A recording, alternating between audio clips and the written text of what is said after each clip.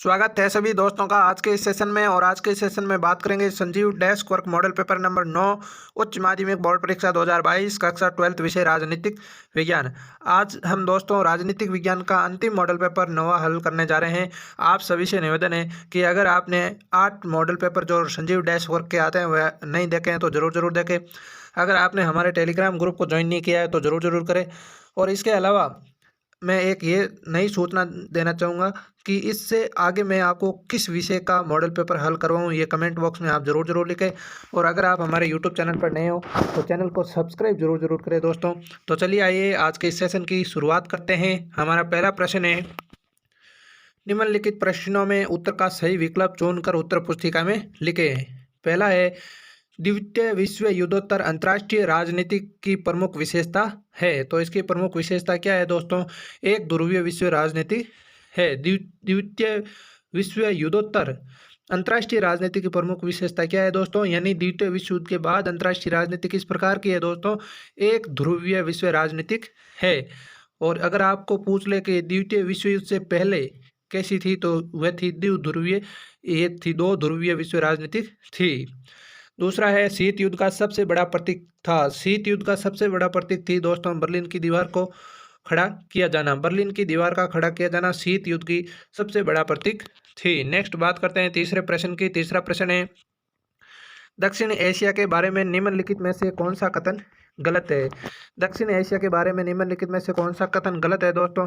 तो पहला ही गलत है दोस्तों आपका, दक्षिण एशिया में सिर्फ एक तरह की राजनीतिक प्रणाली चलती है। बांग्लादेश और भारत ने नदी जल के हिस्सेदारी के बारे में एक समझौते पर हस्ताक्षर किए, ये सही है। साप्टा पर हस्ताक्षर इस्लामाबाद के 12वें सार्क सम्मेलन में हुए। और दक्षिण एशिया की राजनीतिक में चीन और संयुक्त राज्य अमेरिका महत्वपूर्ण भूमिका निभाते हैं। चौथा हमारा प्रश्न है कि संयुक्त राष्ट्र संघ की वर्तमान सदस्य संख्या कितनी है? संयुक्त राष्ट्र संघ के वर्तमान में सदस्य संख्या कितनी है दोस्तों? 193 है। और आपसे मेरा ये सवाल है कि संयुक्त राष्ट्र संघ का 193वां सदस्य का नाम बताइए। उसका नाम आपको कमेंट बॉक्स में लिखना है। नेक्स्ट मैं बात करता हूँ पांचवें प्रश्न की। पांचवा प्रश्न है, पाकिस्तान ने भारत में अब तक कुल कितनी बार हमला कर दिया? यानी पाकिस्तान ने भारत पर अब तक कुल कितनी बार हमला कर दिया दोस्तों? 3 बार कर दिया। कितनी बार? 3 बार। नेक्स्ट है हमारा छठा प्रश्न, भारत ने क्योटो प्रोटोकॉल 1997 पर हस्ताक्षर किए और इसका अनुमोदन किया। कब किया दोस्तों? सन 2002 में। कब? सन 2002 में। नेक्स्ट सातवें प्रश्न की बात करते हैं। सातवां प्रश्न है, बांग्लादेश का निर्माण किस वर्ष हुआ? बांग्लादेश का निर्माण दोस्तों 1971 के अंदर होता है। और ये एग्जाम की दृष्टि से अच्छा प्रश्न है, पूछा जा सकता है। आठवां प्रश्न है, A.K. गोपालन किस राज्य के प्रमुख कम्युनिस्ट नेता थे? कौन दोस्तों? A.K. गोपालन तो किसके थे दोस्तों? केरल के थे। नेक्स्ट मैं बात करता हूँ नवे प्रश्न की। नवा प्रश्न है, स्वतंत्र भारत के पहले मंत्रिमंडल में संचार मंत्री कौन थे दोस्तों? कौन थे? तो रफ़ी अहमद किदवई। कौन थे दोस्तों? रफ़ी अहमद किदवई स्वतंत्र भारत के पहले मंत्रिमंडल में संचार मंत्री थे। 10वां प्रश्न है, पहली पंचवर्षीय योजना का मूल मंत्र क्या था दोस्तों? मैंने बताया था पहली पंचवर्षीय योजना का मूल मंत्र क्या था? ये था धीरज। क्या था दोस्तों? धीरज। और दूसरी का क्या था मूल मंत्र? उसके बारे में आप कमेंट बॉक्स में कमेंट जरूर करें। दूसरी पंचवर्षीय योजना का मूल मंत्र क्या था? उसका जो आंसर है वो कमेंट बॉक्स में जरूर लिखें। नेक्स्ट मैं बात करता हूँ 11वें प्रश्न की। 11वां प्रश्न है, चिपको आंदोलन के बारे में निम्नलिखित में से कौन सा कथन गलत है? चिपको आंदोलन के बारे में कौन सा कथन गलत है? यह पेड़ों की कटाई रोकने का एक पर्यावरण आंदोलन था। तो ये तो दोस्तों एकदम सही है। दूसरा है, ये पारिस्थितिकी और आर्थिक शोषण संबंधित आंदोलन था। ये भी सही है। और ये महिलाओं द्वारा शुरू किया गया शराब विरोधी आंदोलन था। तो ये दोस्तों गलत है। तो आपको ये बताना है कि ये महिलाओं द्वारा आंदोलन जो शराब विरोधी आंदोलन है वो कौन सा था दोस्तों? ताड़ी विरोधी आंदोलन था, जो महिलाओं ने शराब के विरोध में आंदोलन किया था। दूसरा है इसका, ये स्थानीय निवासियों द्वारा अपने प्राकृतिक संसाधनों पर नियंत्रण करने का आंदोलन था। ये भी दोस्तों चिपको आंदोलन के बारे में सही है। चिपको आंदोलन का संबंध किससे है दोस्तों? उत्तराखंड से हैं। अगर आपको जिला पूछे तो जिला कौन सा है दोस्तों? नेल्लोर। कौन सा है? नेल्लोर जिला है। नेक्स्ट मैं 12वें प्रश्न की बात करता हूँ। 12वां है, राजीव गांधी की मृत्यु के पश्चात प्रधानमंत्री किसको चुना गया? किसको चुना गया दोस्तों? राजीव गांधी की मृत्यु के बाद प्रधानमंत्री चुना गया नरसिम्हा राव को। नरसिम्हा राव को चुना गया। नेक्स्ट मैं बात करता हूँ दूसरा प्रश्न की। दूसरा प्रश्न है, रिक्त स्थान की पूर्ति कीजिए। रिक्त स्थान की पूर्ति करनी है दोस्तों। पहला है दोस्तों शीत युद्ध। शीत युद्ध से हथियारों की होड़ और हथियारों पर नियंत्रण, ये दोनों ही प्रतिक्रिया पैदा हुई। शीत युद्ध से हथियारों की होड़ और हथियारों पर नियंत्रण, ये दोनों ही प्रतिक्रिया पैदा हुई। दूसरा है द्वितीय विश्व युद्ध के दौरान सोवियत संघ के राष्ट्राध्यक्ष कौन थे दोस्तों? जोसेफ स्टालिन थे। कौन थे दोस्तों? जोसेफ स्टालिन थे। कौन थे? जोसेफ स्टालिन थे। दोस्तों एग्जाम की दृष्टि से अच्छा प्रश्न है, आप इसको गोला कर ले हुए। द्वितीय विश्व युद्ध के दौरान सोवियत संघ का राष्ट्राध्यक्ष जोसेफ स्टालिन था। कौन था? Joseph Stalin. तीसरा है अंतर्राष्ट्रीय मुद्रा कोष में अमेरिका का मताधिकार कितना है दोस्तों? 16.52% था। चौथा है पूर्वी पाकिस्तान को वर्तमान में बांग्लादेश के नाम से जाना जाता है। किस नाम से जाना जाता है दोस्तों? पूर्वी पाकिस्तान को वर्तमान में बांग्लादेश के नाम से जाना जाता है। बांग्लादेश का निर्माण सन 1971 के अंदर होता है। उस समय भारत के प्रधानमंत्री कौन थे दोस्तों? श्रीमती इंदिरा गांधी, जिसे भारत की आयरन लेडी कहा जाता है। नेक्स्ट हमारा पांचवा प्रश्न है मछुआरों की संख्या के लिहाज से भारत का विश्व में दूसरा स्थान है। कौन सा है दोस्तों? दूसरा स्थान है। छठा हमारा प्रश्न है कि 1980 के दशक के आखिर के सालों में देश की राष्ट्रीय राजनीति में मंडल मुद्दे का उदय होता है। किस मुद्दे का दोस्तों? मंडल मुद्दे का उदय होता है, जिसका मुख्य कारण था कि जो अन्य पिछड़ी वर्ग जाति है उनको 27% सरकारी नौकरियों के लिए आरक्षण मिलना चाहिए। तीसरा प्रश्न है दोस्तों निम्न प्रश्नों के उत्तर एक शब्द अथवा एक पंक्ति में दीजिए। पहला है तीसरे का शीत युद्ध का संबंध किन दो गुटों से था? शीत युद्ध का संबंध अमेरिका के नेतृत्व में पूंजीवादी गुट और सोवियत संघ के नेतृत्व में साम्यवादी गुट से था। शीत युद्ध का संबंध दोस्तों अमेरिका के नेतृत्व में तो पूंजीवादी गुट का था और सोवियत संघ के नेतृत्व में साम्यवादी गुट से था। दूसरा है भारत नाटो या सीटो का सदस्य क्यों नहीं बना? भारत नाटो या सीटो का सदस्य क्यों नहीं बना दोस्तों? क्योंकि भारत गुट निरपेक्षता की नीति में विश्वास रखता है दोस्तों। किस नीति में? क्योंकि भारत गुट निरपेक्षता की नीति में विश्वास रखता है। तीसरा है गार्बोचेव सोवियत संघ के राष्ट्रपति किस वर्ष बने? गार्बोचेव सोवियत संघ के राष्ट्रपति किस वर्ष बनते हैं दोस्तों? सन 1985 में बनते हैं। कब बनते हैं? 1985 में बनते हैं। चौथा है रूस के पहले चुने गए राष्ट्रपति कौन थे? रूस के पहले चुने गए राष्ट्रपति दोस्तों बोरिस येल्त्सिन थे। कौन थे दोस्तों? बोरिस येल्त्सिन थे। दोस्तों ये प्रश्न पूछा जा सकता है, अच्छा प्रश्न है। पांचवा प्रश्न है 12वें दक्षिण सम्मेलन में किस संधि पर हस्ताक्षर किए गए? 12वें दक्षिण सम्मेलन में किस संधि पर हस्ताक्षर किए दोस्तों? मुक्त व्यापार संधि पर हस्ताक्षर किए गए। किस संधि पर? मुक्त व्यापार संधि पर हस्ताक्षर किए गए। छठा प्रश्न है भारत के किस राज्य में सार्वभौमिक वैश्विक मताधिकार के सिद्धांत को अपनाकर सर्वप्रथम चुनाव हुए थे? तो ऐसा राज्य भारत का था दोस्तों मणिपुर था। कौन सा राज्य था? मणिपुर था। नेक्स्ट मैं बात करता हूँ सातवें प्रश्न की। सातवां प्रश्न है भूमि सुधार से क्या अभिप्राय है? भूमि सुधार से क्या अभिप्राय है दोस्तों? भूमि के स्वामित्व का पुनर्वितरण करना। भूमि सुधार से अर्थ है दोस्तों कि भूमि के जो स्वामित्व का पुनर्वितरण करना। आठवां प्रश्न है जेसी कुमारप्पा का असली नाम क्या था? जेसी कुमारप्पा का असली नाम था दोस्तों जेसी कार्नोलियस। क्या था दोस्तों? जेसी कार्नोलियस इसका असली नाम था। नेक्स्ट हमारा नवा प्रश्न है हरित क्रांति से किन राज्यों के किसानों को फायदा मिला? हरित क्रांति से दोस्तों भारत के 3 राज्यों को फायदा मिलता है। एक तो था हरियाणा, दूसरा पंजाब, तीसरा उत्तर प्रदेश। किन राज्यों से दोस्तों? हरियाणा, पंजाब और उत्तर प्रदेश को फायदा मिलता है और ये एग्जाम की दृष्टि से अच्छा प्रश्न है, एग्जाम के अंदर पूछा जा सकता है। नेक्स्ट हमारा 10वां प्रश्न है नेशनल फिश वर्कर्स फोरम ने केंद्र सरकार से पहली कानूनी लड़ाई कब लड़ी? कब लड़ी दोस्तों? 1997 में नेशनल फिश वर्कर्स फोरम ने केंद्र सरकार से अपनी पहली लड़ाई लड़ी। नेक्स्ट हमारा 11वां प्रश्न है भारतीय दलीय व्यवस्था का वह कौन सा रूप है जो राजनीतिक स्थायित्व और अवसरवादिता को जन्म देता है? तो राजनीति के अंदर जो दल बदल ऐसा जो कानून है, ऐसी व्यवस्था है जो राजनीतिक को स्थायित्व और अवसरवादिता का जन्म देता है। 12वां हमारा प्रश्न है राजनीतिक दलों के ध्रुवीकरण के प्रमुख बाधक तत्व क्या है? क्या है दोस्तों? विचारधाराओं की विभिन्नता। क्या है दोस्तों? विचारधाराओं की विभिन्नता राजनीतिक दलों के ध्रुवीकरण के प्रमुख बाधक तत्व हैं। नेक्स्ट हमारा चौथा प्रश्न है कि लियोनिद ब्रेजनेव का संक्षिप्त में परिचय दीजिए। तो इसका आंसर होगा लियोनिद ब्रेजनेव सन 1964 से 1982 तक सोवियत संघ के राष्ट्रपति रहे थे। उन्होंने एशिया के सामूहिक सुरक्षा व्यवस्था का सुझाव दिया। वह सोवियत संघ और संयुक्त राज्य अमेरिका के बीच संबंध सुधारने तथा पारस्परिक तनाव में कमी लाने के लिए प्रयत्नशील रहे। नेक्स्ट हमारा 5वां प्रश्न है भारत रूस संबंधों को संक्षेप में बताइए भारत और रूस के बीच में क्या संबंध है, इनके बारे में बताना है। एग्जाम की दृष्टि से ये काफ़ी अच्छा प्रश्न है दोस्तों, एग्जाम के अंदर पूछा जा सकता है। पहला है दोस्तों, भारत रूस संबंधों को इतिहास, आपसी विश्वास और साझे हितों का इतिहास है। भारत और रूस संबंधों का इतिहास, आपसी विश्वास और साझे हितों का इतिहास है। दूसरा है, भारत और रूस दोनों देशों के आपसी संबंध इन देशों की जनता की अपेक्षाओं से मेल खाते हैं। तीसरा है, दोनों देशों का सपना बहुध्रुवीय विश्व का है। दोनों देशों का सपना क्या है दोस्तों? बहुध्रुवीय विश्व का है। नेक्स्ट छठे प्रश्न की बात करता हूँ। छठवां प्रश्न है, किस घटना के बाद द्वितीय विश्व युद्ध का अंत हुआ? द्वितीय विश्व युद्ध का अंत दोस्तों अगस्त 1945 में संयुक्त राज्य अमेरिका ने जापान के दो शहर हिरोशिमा और नागासाकी पर परमाणु बम गिराए और जापान को घुटने टेकने पड़े। इन बमों को गिराने के बाद ही दूसरे विश्व युद्ध को अंत होता है दोस्तों। ये खालिस्तान के रूप में पूछा जा सकता है कि जापान के दो शहर हिरोशिमा और नागासाकी पर परमाणु बम गिराए गए।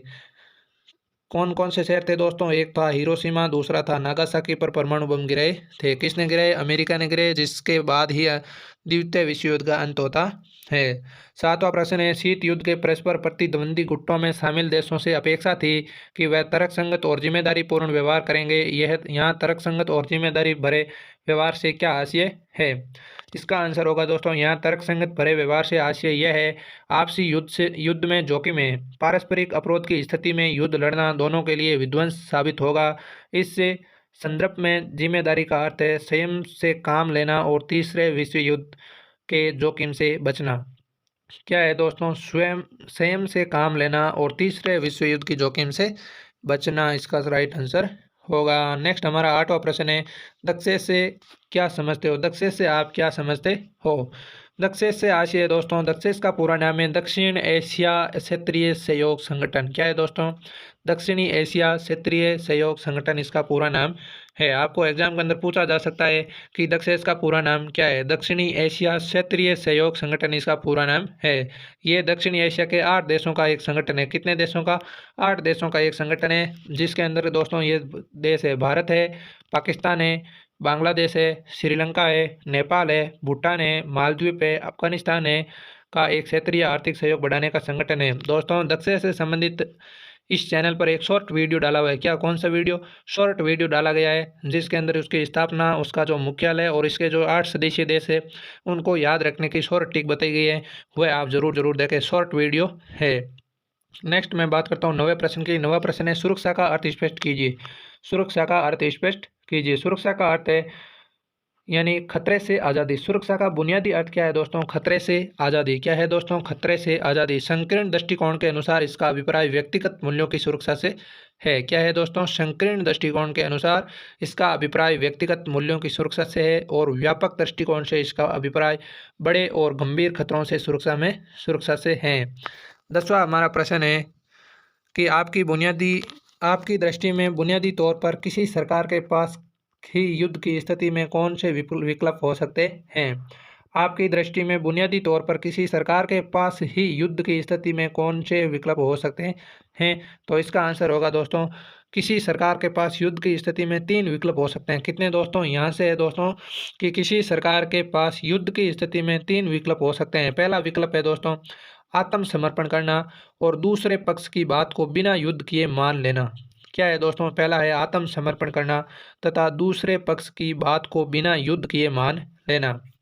दूसरा है युद्ध से होने वाले नाश को इस हद तक बढ़ाने के संकेत देना कि दूसरा पक्ष स्वयं कर हमला करने से रुक जाए। युद्ध से होने वाले नाश को इस हद तक बढ़ाने के संकेत देना कि दूसरा पक्ष अपने आप ही क्या है, रुक जाए। तीसरा है यदि युद्ध थम जाए तो अपनी रक्षा करना। युद्ध थम जाने के बाद अपनी रक्षा करना। यह है दोस्तों कि युद्ध से बचने की स्थिति में सरकार के 3 विकल्प है। नेक्स्ट हमारा 11वां प्रश्न है, पर्यावरण का अर्थ स्पष्ट कीजिए। पर्यावरण क्या है दोस्तों? पर्यावरण से तात्पर्य उन भौतिक घेराव, दशाओं, परिस्थितियों आदि से है जिनमें कोई व्यक्ति रहता है। इसके अंतर्गत जलवायु, भूमि, मनुष्य व अन्य जीवित प्राणियों, पौधों, सूक्ष्म जीवों तथा संपत्ति में पाए जाने वाले अंतर संबंध को शामिल किया जाता है। यह है दोस्तों पर्यावरण का अर्थ। पर्यावरण से संबंधित एक 4 नंबर का बड़ा प्रश्न आएगा, आप याद करके जरूर जाना। नेक्स्ट हमारा 12वां प्रश्न है, साझा सरकारों के हुए दुष्परिणाम का उल्लेख कीजिए। इसका आंसर होगा साझा सरकारों से हुए दुष्परिणाम, यानी साझा सरकारों में हुए प्रमुख दुष्परिणाम ये है। पहला है दोस्तों विभाजन व विघटन की प्रवृत्ति का विकास। क्या है दोस्तों? विभाजन वह विघटन की प्रवृत्ति का क्या होता है दोस्तों? विकास होता है। दूसरा है अवसरवादिता की प्रवृत्ति का पनपना, अवसरवादिता की जो प्रवृत्ति है उनका पनपना। तीसरा है उत्तरदायित्व की प्रवृत्ति का घटना। क्या है दोस्तों? उत्तरदायित्व की प्रवृत्ति का घटना। चौथा है राजनीतिक दलों की नीतियों में अनिश्चितता और अस्पष्टता का बढ़ना। ये दोस्तों इसका राइट आंसर होगा। नेक्स्ट बात करते हैं हम 13वें प्रश्न की। 13वां प्रश्न है भारतीय जनसंघ की विचारधारा की दो बातों को स्पष्ट कीजिए। भारतीय जनसंघ की विचारधारा की दो विशेषताएं ये है। पहला है दोस्तों भारतीय जनसंघ ने एक देश, एक संस्कृति और एक राष्ट्र के विचार पर जोर दिया। भारतीय जनसंघ ने एक देश, एक संस्कृति और एक राष्ट्र के विचार पर जोर दिया। दूसरा है जनसंघ का विचार था कि भारतीय संस्कृति और परंपरा के आधार पर भारत आधुनिक, प्रगतिशील और ताकतवर बन सकता है। जनसंघ का ये विचार था भारतीय संस्कृति और परंपरा के आधार पर भारत आधुनिक, प्रगतिशील और ताकतवर बन सकता है। नेक्स्ट मैं बात करता हूँ 14वें प्रश्न की। योजना आयोग के संगठन का संक्षेप में वर्णन कीजिए। योजना आयोग संगठन। योजना आयोग संगठन की स्थापना भारत में 15 मार्च 1950 को की गई। दोस्तों आपके छोटे प्रश्न के रूप में ये पूछा जा सकता है कि योजना आयोग की स्थापना कब होती है दोस्तों? 15 मार्च 1950 को होती है। कब होती है दोस्तों? 15 मार्च 1950 को योजना आयोग की क्या होती है दोस्तों? स्थापना होती है। इसमें एक अध्यक्ष होता है प्रधानमंत्री, एक उपाध्यक्ष, 3 अंशकालीन सदस्य, केंद्रीय गृह मंत्री, केंद्रीय रक्षा मंत्री और केंद्रीय वित्त मंत्री तथा 3 पूर्वकालिक सदस्य होते हैं। अब योजना आयोग को क्या कर दिया दोस्तों? समाप्त कर दिया गया है और योजना आयोग के स्थान पर क्या कौन सा नया आयोग आता है दोस्तों? नीति आयोग का गठन होता है। नेक्स्ट मैं बात करता हूँ 15वें प्रश्न की कि नियोजन के प्रमुख 3 तत्व बताइए। नियोजन के प्रमुख 3 तत्व कौन कौन से हैं? पहला है दोस्तों उपलब्ध साधनों का सही आकलन करना। क्या है दोस्तों? उपलब्ध साधनों का सही आकलन करना। दूसरा है इन साधनों के आर्थिक उपयोग हेतु एक योजना बनाना। इस साधनों के आर्थिक उपयोग हेतु एक योजना बनाना। तीसरा है सभी साधनों का अनुकूलतम प्रयोग करना। सभी साधनों का अनुकूलतम प्रयोग करना। 1969 में कांग्रेस दल के विभाजन से कांग्रेस दल 2 राजनीतिक दलों में दोस्तों ये नेक्स्ट 16वें प्रश्न का जो उत्तर है वो छपा हुआ है। 16वां प्रश्न है 1969 में कांग्रेस दल के विभाजन में कांग्रेस किन 2 दलों में विभाजित होता है? 1969 में कांग्रेस दल के विभाजन से कांग्रेस के 2 दल होते हैं में विभाजित होता है। पहला है कांग्रेस आर और दूसरा है कांग्रेस ओ। पहला कौन सा है दोस्तों? कांग्रेस आर, दूसरा है कांग्रेस ओ। कांग्रेस आर का नेतृत्व श्रीमती गांधी कर रही थी, इंदिरा गांधी कर रही थी और कांग्रेस ओ का नेतृत्व सिंडिकेट कर रहा था जिसके अध्यक्ष निजलिंगपा थे। सिंडिकेट के अध्यक्ष कौन थे दोस्तों? निजलिंगपा थे। कौन थे दोस्तों? निजलिंगपा थे। ये दोस्तों आपको ध्यान में रखना है। कांग्रेस का विभाजन कब होता है? 1969 में होता है। एक पहला होता है कांग्रेस आर, दूसरा कांग्रेस ओ। 2 गुट बनते हैं। कांग्रेस आर का नेतृत्व श्रीमती इंदिरा गांधी कर रही थी और कांग्रेस ओ का नेतृत्व सिंडिकेट कर रहा था जिसका अध्यक्ष कौन था दोस्तों? निजलिंगपा। नेक्स्ट मैं बात करता हूँ 17वें प्रश्न की। 17वां प्रश्न है भारत नेपाल संबंधों के बीच कड़वाहट के मुद्दे पर एक टिप्पणी लिखिए। भारत नेपाल के संबंधों के बीच तनाव के मुद्दे। भारत नेपाल के संबंधों के बीच ये मनमुटाव के पैदा होने के मुद्दे कौन कौन से हैं उसके बारे में चर्चा करते हैं।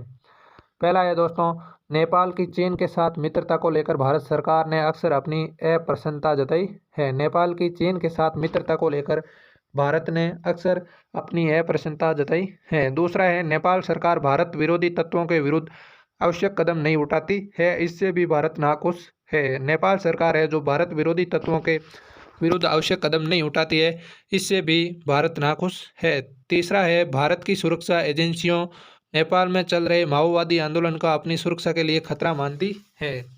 जो भारत की सुरक्षा एजेंसियां हैं दोस्तों और नेपाल में चल रहे माओवादी आंदोलन को अपनी सुरक्षा के लिए खतरा मानती है। चौथा है नेपाल के लोगों की ये सोच है कि भारत की सरकार नेपाल के अंदरूनी मामलों में दखल दे रही है और उसके नदी जल तथा पन बिजली पर आंख गड़ाई हुई है।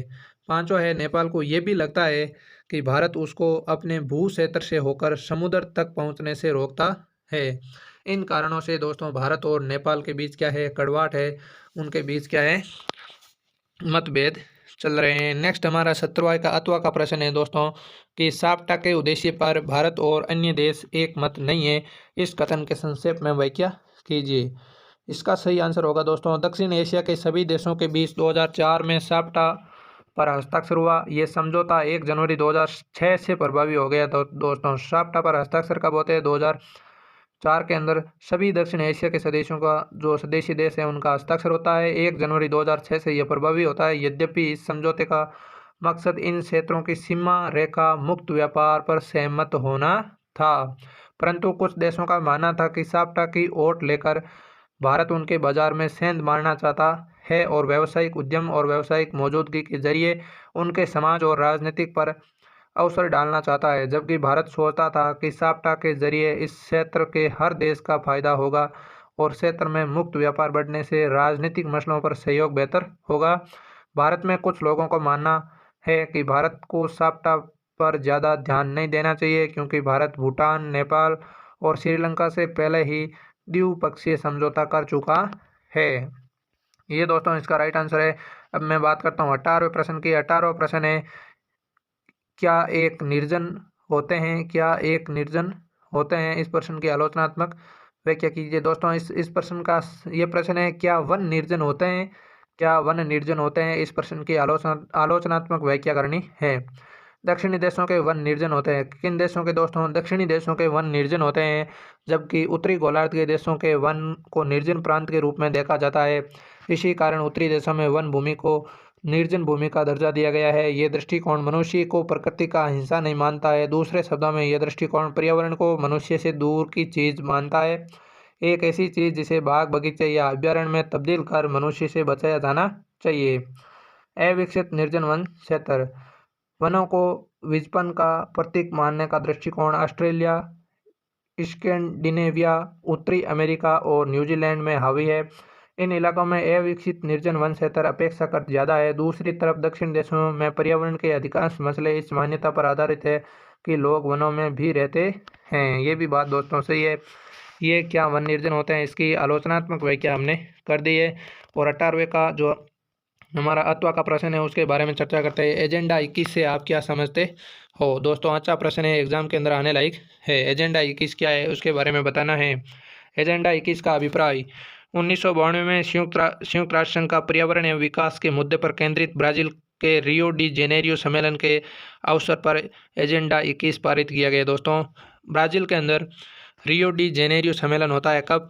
1992 के अंदर होता है, जिसमें एजेंडा 21 को पारित किया गया था। एजेंडा 21 के प्रमुख निम्नलिखित जो प्रकार थे इसके बारे में हम चर्चा करते हैं। पहला दोस्तों, पर्यावरण एवं विकास के बीच संबंध के मुद्दों को समझा जाए। दूसरा है ऊर्जा का अधिक कुशल तरीके से प्रयोग किया जाए। तीसरा है किसानों को पर्यावरण संबंधी जानकारी दी जाए। चौथा है प्रदूषण फैलाने वालों पर भारी अर्थदंड लगाए जाना चाहिए। जो प्रदूषण फैला रहे हैं उनको भारी अर्थदंड दिया जाना चाहिए। पांचवा है इस दृष्टिकोण से राष्ट्रीय योजना बनाई और लागू की जाए, यानी पर्यावरण को बचाने के लिए राष्ट्रीय योजना बनानी चाहिए और उसको लागू भी करना चाहिए। इस प्रकार एजेंडा 21 के रूप में इस सम्मेलन में विकास के ऐसे तौर तरीके सुझाए गए जिससे पर्यावरण को हानि न हो पहुँचे। अगर आपको दोस्तों पूछे कि एजेंडा 21 का संबंध किससे है, ये छोटा प्रश्न इतना हार्ड में तो नहीं जाएगा ये एग्जामिनर, जो आपके संजीव वगैरह या बुक के अंदर है उनसे। ये बड़े एग्जाम में प्रश्न आता है कि एजेंडा 21 का संबंध किससे है, तो किससे है? पर्यावरण से है। किससे है? पर्यावरण से है। नेक्स्ट मैं बात करता हूँ 19वें प्रश्न की। 19वां प्रश्न है, जन आंदोलन के मुख्य कारणों को स्पष्ट कीजिए। जन आंदोलन के मुख्य कारण क्या है, इनके कारणों को स्पष्ट कीजिए। जन आंदोलन के मुख्य कारण, पहला कारण है दोस्तों राजनीतिक दलों के आचार व्यवहार से मोह भंग होना। क्या है दोस्तों? राजनीतिक दलों के आचार व्यवहार से मोह भंग होना। 70 और 80 के दशक में समाज के कई तबकों का राजनीतिक दलों के आचार व्यवहार से मोह भंग हो गया और इससे दल रहित जन आंदोलन का उदय हुआ। दूसरा है सरकार की आर्थिक नीतियों से मोह भंग होना। सरकार की आर्थिक नीतियों से भी लोगों का मोह भंग हुआ है क्योंकि जाति और लिंग आधारित सामाजिक असमानताओं ने गरीबी के मुद्दे को और ज़्यादा जटिल बना दिया है। तीसरा है लोकतांत्रिक संस्थाओं और चुनावी राजनीतिक से विश्वास उठना। राजनीतिक धरातल पर सक्रिय कई समूहों का विश्वास लोकतांत्रिक संस्थाओं और चुनावी राजनीति से उठ गया है और इन समूहों ने दलगत राजनीति से अलग होकर आवाम को लामबंद कर अपने विरोध को सवर दिया है। नेक्स्ट हमारा 19वां के अंदर अथवा का प्रश्न है, उसके बारे में चर्चा करते हैं। पर्यावरणीय सुरक्षा आंदोलन का संक्षेप में वर्णन कीजिए। क्या है दोस्तों प्रश्न हमारा, पर्यावरणीय सुरक्षा आंदोलन का संक्षेप में वर्णन करना है। पर्यावरणीय सुरक्षा आंदोलन, पर्यावरण में भारत में पर्यावरण की सुरक्षा हेतु अनेक कदम उठाए जा रहे हैं, जिनमें प्रमुख क्या है, स्वतंत्र भारत में वन्य प्राणियों की सुरक्षा के लिए अनेक स्थानों पर अभयारण्यों की स्थापना की गई है और इन अभयारण्यों में सभी प्रकार के जीवों की सुरक्षा की व्यवस्था की गई है, जिससे जंगलों की संख्या बढ़े और वातावरण स्वच्छ हो। दोस्तों, स्वतंत्र भारत में वन्य प्राणियों की सुरक्षा के लिए अनेक स्थानों पर अभयारण्य की स्थापना की गई है और इन अभयारण्यों में सभी प्रकार के जीवों की सुरक्षा की व्यवस्था की गई है, जिससे जंगलों की संख्या बढ़े और वातावरण स्वच्छ हो। दूसरा है, पेड़ों की कटाई पर रोक लगा दी गई और सर्वत्र वृक्षारोपण कार्य प्रारंभ किया गया। वृक्षों की कटाई रोकने के लिए उत्तर प्रदेश की पहाड़ी इलाकों में चिपको आंदोलन चलाया गया। तीसरा है, सिंचाई के लिए विभिन्न बांधों की व्यवस्था की गई और इन आंदोलनों में सिंचाई एवं विद्युत उत्पादन दोनों कार्य चलने लगे। दोस्तों, यहाँ पर एक करेक्शन कर लेना आप, ये दोस्तों चिपको आंदोलन उत्तराखंड में चलाया गया है, उत्तर प्रदेश के अंदर नहीं चलाया गया है। इसके अंदर तीसरा है दोस्तों, सिंचाई के लिए विभिन्न बांधों की व्यवस्था की गई और इन बांधों में सिंचाई एवं विद्युत उत्पादन दोनों कार्य चलने लगे। नेक्स्ट हमारा 20वां प्रश्न है, भारतीय जनता पार्टी के उदय पर एक संक्षिप्त में नोट लिखना है। भारतीय जनता पार्टी का उदय 1980 में जनता पार्टी के दोहरी सदस्यता के मुद्दे को लेकर असहमति के कारण हुआ है। 19 मार्च 1980 को जनता पार्टी के केंद्रीय संसदीय बोर्ड ने बहुमत से फैसला किया कि जनता पार्टी का कोई भी अधिकारी, विधायक और सांसद राष्ट्रीय स्वयंसेवक संघ के दैनिक गतिविधियों में भाग नहीं ले सकता। परंतु बोर्ड की बैठक में श्री अटल बिहारी वाजपेयी और श्री लाल कृष्ण आडवाणी तथा नानाजी देशमुख ने इस निर्णय का विरोध किया। 5 अप्रैल 1980 को भूतपूर्व जनसंघ के सदस्यों ने नई दिल्ली में 2 दिन का सम्मेलन किया और एक नई पार्टी बनाने का निश्चय किया। 6 अप्रैल 1980 को भूतपूर्व विदेश मंत्री अटल बिहारी वाजपेयी की अध्यक्षता में भारतीय जनता पार्टी के नाम से एक राष्ट्रीय राजनीतिक दल का गठन किया गया। दोस्तों, अगर आपको पूछे छोटा प्रश्न के रूप में कि भारतीय जनता पार्टी का गठन किसने किया, तो किसने किया दोस्तों, भूतपूर्व विदेश मंत्री अटल बिहारी वाजपेयी ने किया था। और कब किया दोस्तों, 6 अप्रैल 1980 को भारतीय जनता पार्टी का गठन होता है। कब होता है दोस्तों, 6 अप्रैल 1980 को भारतीय जनता पार्टी का गठन होता है और वही भारतीय जनता पार्टी 2014 और 2019 के अंदर स्पष्ट बहुमत के द्वारा भारत में लोकतांत्रिक सरकार बनाई है। दोस्तों, कितनी मेहनत की है और मेहनत से सब कुछ होता है। आप भी मेहनत करोगे तो आपको भी सब कुछ मिलेगा, हर एक मेहनत का आपको फ़ायदा मिलेगा। कदम से कदम दर आगे बढ़ते जाएं और खुशी के गीत गाते जाएं। ये सॉन्ग आपने कभी सुना है? अगर सुना नहीं है तो सुन लेना, इसके अंदर बहुत कुछ आपको मोटिवेशनल मिलेगा। 20वां प्रश्न है, संयुक्त प्रगतिशील गठबंधन की नीतियों एवं कार्यक्रमों को संक्षेप में वर्णन कीजिए। संयुक्त प्रगतिशील गठबंधन सप्रसंग के नीति एवं कार्यक्रम यानी सप्रंग की प्रमुख जो है ना नीतियाँ हैं, कार्यक्रम क्या है, उनके बारे में हम चर्चा करते हैं। पहला है दोस्तों, सामाजिक सद्भावना को बनाए रखना और उसमें वृद्धि करना, यानी संयुक्त प्रगतिशील गठबंधन है उसका पहला क्या है दोस्तों, कार्य और नीति है सामाजिक सद्भावना को बनाए रखना और उसमें वृद्धि करना। दूसरा है, आने वाले दशकों में आर्थिक विकास की दर 7 से 8% के मध्य बनाए रखना ताकि रोजगार के अवसर पैदा हो सके। तीसरा है, कृषकों, कृषि श्रमिकों व विशेष तौर पर असंगठित क्षेत्रों के श्रमिकों के कल्याण में वृद्धि करना और उनके परिवार के भविष्य को विश्वसनीय व सुरक्षित बनाना। चौथा है, स्त्रियों की राजनीतिक, शैक्षणिक, आर्थिक और कानूनी पक्ष में सुदृढ़ करना। स्त्रियों को राजनीतिक, शैक्षणिक, आर्थिक और कानूनी पक्ष में सुदृढ़ करना। पांचवा है, अनुसूचित जातीय और अनुसूचित जनजातीय, अन्य पिछड़ी जातियों, धार्मिक अल्पसंख्यकों को पूर्ण अवसर की समानता विशेषकर शिक्षा तथा रोजगार के क्षेत्र में दी जाएगी। ये दोस्तों हमारा 20वें प्रश्न का आंसर था। 21वां प्रश्न है, निम्नलिखित तिथियों को उनसे संबंधित गतिविधियों से सुमेलित करें। दोस्तों, ये मैंने डायरेक्ट सुमेलित कर दिया है, आप इसको थोड़ा ध्यान से देख लेना। अगस्त 1941 के अंदर दोस्तों क्या होता है? अगस्त 1941 के अंदर अमेरिकी राष्ट्रपति रूजवेल्ट और ब्रिटेन प्रधानमंत्री चर्चिल द्वारा अटलांटिक चार्टर पर हस्ताक्षर किए गए। दूसरा है दोस्तों हमारा जनवरी 1942। जनवरी 1942 में क्या होता है दोस्तों? धुरी शक्तियों के खिलाफ लड़ रहे 26 मित्र राष्ट्र अटलांटिक चार्टर के समर्थन में वाशिंगटन में मिले हैं। क्या हुआ दोस्तों? जनवरी 1942 में धुरी शक्तियों के खिलाफ लड़ रहे 26 मित्र राष्ट्र अटलांटिक चार्टर के समर्थन में वाशिंगटन के अंदर मिले थे। तीसरा है फरवरी 1945। फरवरी 1945 में क्या होता है दोस्तों? तीन बड़े नेता रूजवेल्ट, चर्चिल और स्टालिन नाइलाट सम्मेलन में प्रस्तावित अंतर्राष्ट्रीय संगठन के बारे में संयुक्त राष्ट्र संघ का एक सम्मेलन करने का निर्णय लिया। चौथा है अप्रैल मई 1945। सैन फ्रांसिस्को में संयुक्त राष्ट्र संघ को अंतर्राष्ट्रीय संगठन बनाने के मामले पर केंद्रित 2 महीने लंबा सम्मेलन संपन्न होता है। अथवा के अंदर प्रश्न है दोस्तों इसका कि निम्न घटनाओं को उनकी तिथियों से सम्मिलित करना है। दोस्तों पहली है संयुक्त राष्ट्र संघ की घोषणा पर मित्र राष्ट्रों का हस्ताक्षर कब होता है दोस्तों? संयुक्त राष्ट्र संघ की घोषणा पर मित्र राष्ट्रों का हस्ताक्षर दिसंबर 1943 के अंदर होता है। कब होता है? दिसंबर 1943 में होता है। दूसरा है संयुक्त राष्ट्र संघ के चार्टर पर 50 देशों के हस्ताक्षर कब होते हैं? 26 जून 1945 को होता है। तीसरा है संयुक्त राष्ट्र संघ की स्थापना कब होती है? संयुक्त राष्ट्र संघ की स्थापना होती है दोस्तों 24 अक्टूबर 1945 को होती है। कब होती है? 24 अक्टूबर 1945 को संयुक्त राष्ट्र संघ की स्थापना होती है। चौथा है भारत संयुक्त राष्ट्र संघ में शामिल हुआ। भारत देश है जो संयुक्त राष्ट्र संघ यानी यूएनओ में शामिल कब होता है? 23 अक्टूबर 1945 को भारत यूएनओ के अंदर शामिल होता है। यूएनओ की स्थापना यानी संयुक्त राष्ट्र संघ की स्थापना 24 अक्टूबर 1945 को होती है और उसमें भारत देश सम्मिलित 30 अक्टूबर 1945 को होता है। यानी 6 दिन बाद भारत यूएनओ के अंदर स्थापना के बाद सम्मिलित हो गया था। 22वां प्रश्न है भारत विभाजन में आने वाली कठिनाइयों को हल कर दीजिए। दोस्तों ये 100% एग्जाम में पूछा जा सकता है।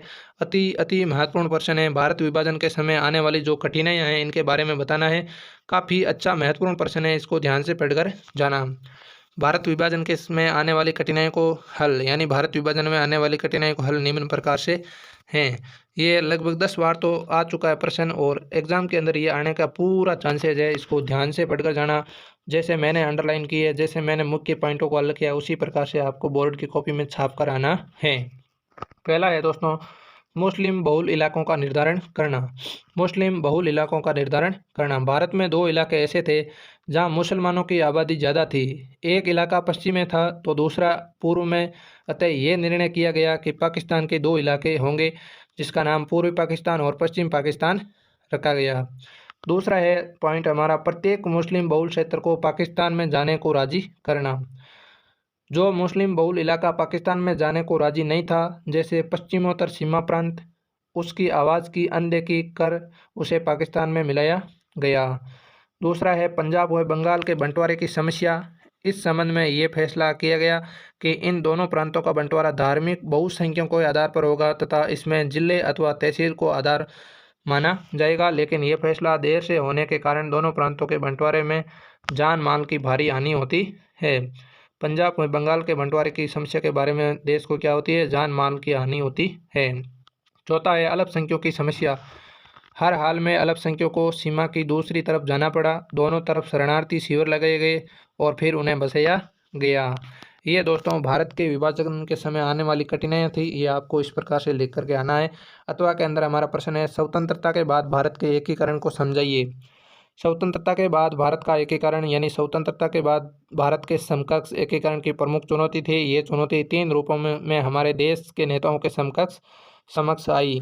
पहली थी दोस्तों विभाजन, विस्थापना व पुनर्वास तथा धर्मनिरपेक्ष राज्य की स्थापना। प्रथमतः स्वतंत्रता के बाद दोनों तरफ के अल्पसंख्यकों को अपने अपने घरों को छोड़कर स्थानांतरण के लिए मजबूर होना पड़ा। यह स्थानांतरण त्रासदी भरा रहा। दूसरे विभाजित भारत में अब भी 12% मुसलमान भारत में रह गए थे। यानी भारत का विभाजन होने के बाद भी भारत में 12% मुसलमान हैं वो भारत के अंदर ही रह गए। इसके अतिरिक्त अन्य धर्मावलंबी भी यहाँ रह गए थे। इस समस्या का निपटारा भारतीय शासकों ने भारत को एक धर्मनिरपेक्ष राष्ट्र बनाकर किया तथा संविधान में सभी नागरिकों को समान दर्जा देकर देश के एकीकरण को प्रथम चरण का पूरा किया। दूसरा है रजवाड़ों का विलय। क्या है दोस्तों? रजवाड़ों का विलय। स्वतंत्रता के बाद रजवाड़ों का स्वतंत्र होना अपने आप में एक गहरी समस्या थी। इससे अखंड भारत के अस्तित्व पर ही खतरा मंडरा रहा था, लेकिन शांतिपूर्ण बातचीत के जरिए लगभग सभी रजवाड़े, जिनकी सीमाएं आज़ाद भारत की सीमाओं से मिलती थी, 15 अगस्त 1947 से पहले ही भारतीय संघ में शामिल हो गए। हैदराबाद, जूनागढ़, कश्मीर तथा मणिपुर की रियासतों का विलय सरदार पटेल की सूझबूझ, जनता के दबाव और भारतीय सेना के माध्यम से किया गया। ये 4 प्रांत ऐसे थे दोस्तों, कौन कौन से? एक था हैदराबाद, दूसरा था जूनागढ़, तीसरा था कश्मीर और चौथा था मणिपुर। और इनका भारतीय जनसंघ में शामिल करने के लिए सरदार पटेल की सूझबूझ, जनता का दबाव और भारतीय सेना के माध्यम से किया जा सका। तीसरा है राज्यों का पुनर्गठन। राज्यों का पुनर्गठन भारतीय प्रांतों की आंतरिक सीमाओं का तय करने की चुनौती को हल करने हेतु 1953 में राज्य पुनर्गठन आयोग की गठन किया। दोस्तों इंपॉर्टेंट प्रश्न है, छोटा प्रश्न बन सकता है कि राज्य पुनर्गठन आयोग का गठन कब होता है? 1953 में होता है। 1956 में इसकी सिफारिशों के आधार पर 14 राज्य और 6 केंद्र शासित प्रदेश बनाए गए। इससे देश में विभिन्नता के सिद्धांत को स्वीकृति मिली और देश की एकता भी सुदृढ़ हुई। नेक्स्ट और अंतिम प्रश्न है हमारा 23वां, निम्नलिखित पर टिप्पणी लिखिए। दोस्तों पहली है पृथ्वी प्रेस, दूसरा है 1967 के चुनाव का परिणाम के बारे में बताना है। पृथ्वी प्रेस क्या है, इसके बारे में दोस्तों पृथ्वी प्रेस से आशय भारत में स्वतंत्रता प्राप्ति के समय देशी रियासतों को भारतीय संघ में सम्मिलित किया गया तथा इसके तत्कालीन शासकों को जीवन यापन हेतु विशेष धनराशि एवं भत्ते दिए जाने की व्यवस्था की गई थी। इसे पृथ्वी प्रेस के नाम से जाना जाता था। और दोस्तों इसके अलावा पृथ्वी प्रेस की समाप्ति किसने की, इसके बारे में भी आप जान लीजिए। श्रीमती इंदिरा गांधी की सरकार ने पृथ्वी प्रेस को समाप्त करने के लिए 1970 में संविधान में संशोधन का प्रयास किया, लेकिन राज्यसभा में ये मंजूरी नहीं पा सका। इसके बाद सरकार ने एक अध्यादेश जारी किया, लेकिन इसे सर्वोच्च न्यायालय में निरस्त कर दिया गया। श्रीमती गांधी ने इससे 1971 के चुनाव में एक बड़ा मुद्दा बनाया और 1971 में मिली भारी जीत के बाद संविधान में संशोधन किया गया और इस प्रकार पृथ्वी प्रेस को समाप्ति की राह में मौजूद कानूनों को अड़चने से समाप्त हुई। ये दोस्तों पृथ्वी प्रेस के बारे में हमने संपूर्ण जानकारी दी। ये भी दोस्तों काफ़ी अच्छा प्रश्न है, पृथ्वी प्रेस भी एग्जाम के अंदर पूछा जा सकता है। दूसरा पॉइंट है हमारा 1967 के चुनावों का परिणाम क्या रहा, उसके बारे में चर्चा करनी है। 1967 के चौथे आम चुनाव के परिणाम इस प्रकार रहे। इन चुनावों में भारतीय मतदाताओं ने कांग्रेस का वैसा समर्थन नहीं दिया जो पहले 3 आम चुनावों में दिया था। दूसरा है लोकसभा की कुल 520 सीटों में से कांग्रेस को केवल 283 सीटें ही मिल पाई तथा मत प्रतिशत में भी भारी गिरावट आई। तीसरा है इंदिरा गांधी के मंत्रिमंडल के आधे मंत्री चुनाव हार गए थे। इंदिरा गांधी के जो मंत्रिमंडल के आधे सदस्य थे वह भी चुनाव हार गए थे और इसके साथ साथ कांग्रेस को 8 राज्य विधानसभाओं में भी हार का सामना करना पड़ा। इसलिए अनेक राजनीतिक पर्यवेक्षकों ने इन अप्रत्याशित चुनाव परिणामों को राजनीतिक भूचाल की संज्ञा दी गई थी। दोस्तों अथवा का हमारा 23वां का प्रश्न है कि कांग्रेस ने दूसरी बार उत्तराधिकारी की चुनौती का सामना कब और कैसे किया। इसमें वरिष्ठ कांग्रेसी नेताओं ने इंदिरा गांधी का प्रधानमंत्री के रूप में समर्थन क्यों दिया। कांग्रेस दल द्वारा दूसरी बार उत्तराधिकारी की चुनौती का सामना करना। कांग्रेस को दूसरी बार राजनीतिक उत्तराधिकारी की चुनौती का सामना लाल बहादुर शास्त्री की मृत्यु के उपरांत करना पड़ता है। दोस्तों किसकी मृत्यु के बाद करना पड़ता है? दोस्तों लाल बहादुर शास्त्री की मृत्यु के बाद सामना करना पड़ता है और यह चुनौती मोरारजी देसाई और इंदिरा गांधी के बीच एक गुप्त मतदान के माध्यम से हल करने के लिए एक गहन प्रतियोगिता के साथ शुरू हुई। इस चुनाव में इंदिरा गांधी ने मोरारजी देसाई को हरा दिया था और इसे उन्हें कांग्रेस पार्टी के 2/3 से अधिक सांसदों ने अपना मत दिया था। तीसरा है दोस्तों नेतृत्व के लिए प्रतिस्पर्धा के बावजूद पार्टी में सत्ता का हस्तांतरण बड़े शांतिपूर्ण ढंग से संपन्न हो गया। और इसके बाद हमारा है कि वरिष्ठ कांग्रेस नेताओं द्वारा इंदिरा गांधी का प्रधानमंत्री के रूप में समर्थन देना। लाल बहादुर शास्त्री की मृत्यु के बाद वरिष्ठ कांग्रेसी नेताओं ने इंदिरा गांधी को प्रधानमंत्री के रूप में समर्थन दिया। उसका कारण थे दोस्तों, पहला कारण है इंदिरा गांधी जवाहरलाल नेहरू की बेटी थी और वह पूर्व में कांग्रेस की अध्यक्ष रह चुकी थी तथा शास्त्री के मंत्रिमंडल में मंत्री भी रह चुकी थी। पहला दोस्तों इसका कारण था कि इंदिरा गांधी तो जवाहरलाल नेहरू की बेटी थी, वह पूर्व में कांग्रेस के अध्यक्ष रह चुकी थी तथा शास्त्री के मंत्रिमंडल में भी वह मंत्री भी रह चुकी थी। दोस्तों लाल बहादुर शास्त्री थे, उनकी मृत्यु के बाद कांग्रेस की प्रधानमंत्री बनती है श्रीमती इंदिरा गांधी। दूसरा है दोस्तों, वरिष्ठ नेताओं का मानना था इंदिरा गांधी की प्रशासनिक और राजनीतिक अनुभवहीनता उन्हें समर्थन और मार्गदर्शन के लिए उन पर निर्भर होने पर मजबूर करेगी और श्रीमती गांधी उनके सलाहों पर अमल करेगी। ये दोस्तों इसके महत्वपूर्ण पॉइंट थे। और इसी के साथ आपका नवा मॉडल पेपर क्या होता है, समापन होता है। और ये संपूर्ण हमने राजनीतिक विज्ञान की संजीव डेस्क वर्क के 9 मॉडल पेपर यानी संपूर्ण डेस्क वर्क हल कर ली है। इसमें मैंने नीचे कोटेशन लिखा है, पिता की फिक्र को फक्र में बदलना है तो शिद्दत से मेहनत करनी पड़ेगी। आप मेहनत कर रहे हो दोस्तों, मेहनत करते रहिए। मात्र 60 दिनों का मामला है। इस तरह से मेहनत करिए, केवल बातों से नहीं, अच्छे रिजल्ट के लिए बातों से नहीं, रातों से लड़ना पड़ेगा। तो इसलिए आप रातों से लड़िए, मेहनत करिए, आगे बढ़िए और अपना जो लक्ष्य है उसको पार करने में अपना संपूर्ण जीवन लगा दीजिए। इसी के साथ ही मेरा आपसे ये सवाल है कि इसके बाद में कक्षा 12th के कौन से विषयों का मॉडल पेपर हल करवाऊँ, वो कमेंट बॉक्स में आप जानकारी ज़रूर देवे। उसके आधार पर मैं हल कराने की कोशिश करूँगा। अगर आपने हमारे यूट्यूब चैनल को दोस्तों सब्सक्राइब नहीं किया है तो चैनल को सब्सक्राइब ज़रूर करें। दोस्तों मैं आपको 100% दे रहा हूं तो आप भी मुझे 100% दीजिए। इसी के साथ ही आज के सेशन को यहीं विराम देते हैं। मिलते हैं नेक्स्ट सेशन के साथ। तब तक के लिए धन्यवाद। जय हिंद, जय भारत।